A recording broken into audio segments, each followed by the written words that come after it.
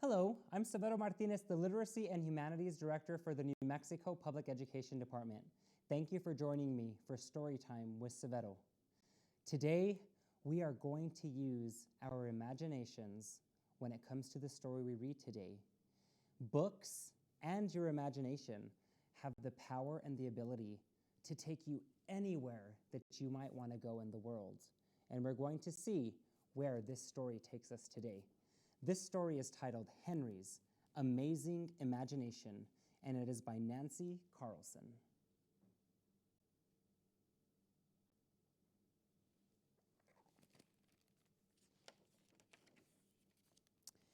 Henry loved using his imagination.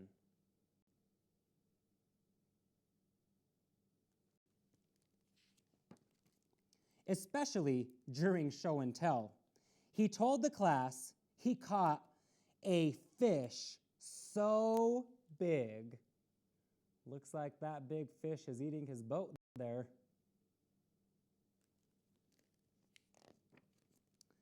It pulled his boat across the whole lake. That is a huge fish. And he built a snowman as big as his house.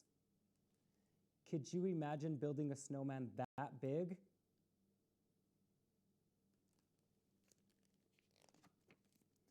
Henry even told the class all about his neighbor's pet. His neighbor's pet's name was Joey.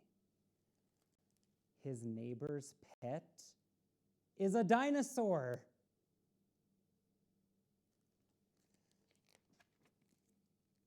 The day Henry told them, an alien landed in his yard. An alien in his yard? Wow. This little Henry, I don't know. Everyone started asking questions. Why didn't you call 911? What color was the alien? How can an alien breathe on Earth? Aliens don't land in backyards. They land at Disney World. My mom says there are no aliens.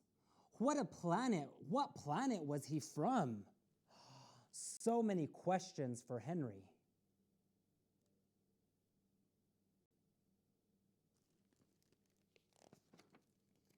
Tony said, "You're a big fibber." Henry didn't mean to fib. It's just that his imagination got mixed up with the truth. He was using his imagination, and he was kind of blending that with the truth and telling little fibs. After show and tell, Mr. McCarthy said, "Henry, you have an amazing imagination. Instead of using it for show and tell, why don't you use it to write stories?" Wow, I think that this teacher has a great idea. How many of you like to write stories? I hope a lot of you like to write. But what if I can't spell all the words? That's okay. Just do your best, said Mr. McCarthy. You can even draw pictures to go with them. So Henry got busy at home. I see that he is taking the advice of Mr. McCarthy. And look at all of his imagination going there. You can see that bubble above his head. I see a fire-throwing dragon. I see a koala bear. I think these are going to be great stories. And at school, he was writing there as well.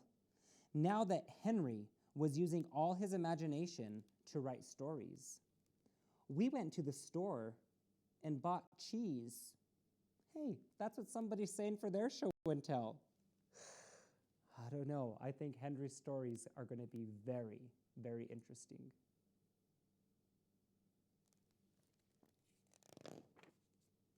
Show and tell was really boring, somebody else said again.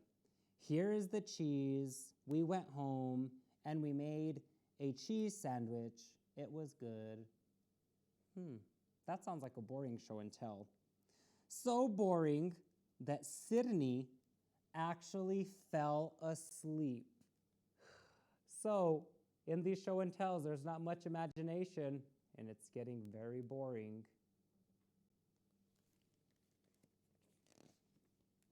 And Tony said, I liked it better when you fibbed during show and tell, but Henry knew he should not fib.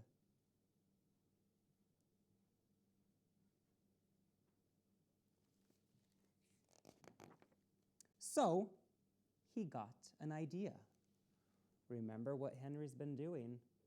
In this picture, you see some of the things that he's been imagining. And remember what the teacher asked him to do. At the next show and tell, Henry read his stories aloud. No one called him a fibber. No one was bored. Everyone agreed. When Henry used his imagination to write stories, look how happy everybody is. They are so excited because the story that Henry is telling is very, very, very entertaining. Everyone agreed when Henry used his imagination to write stories, show and tell was amazing.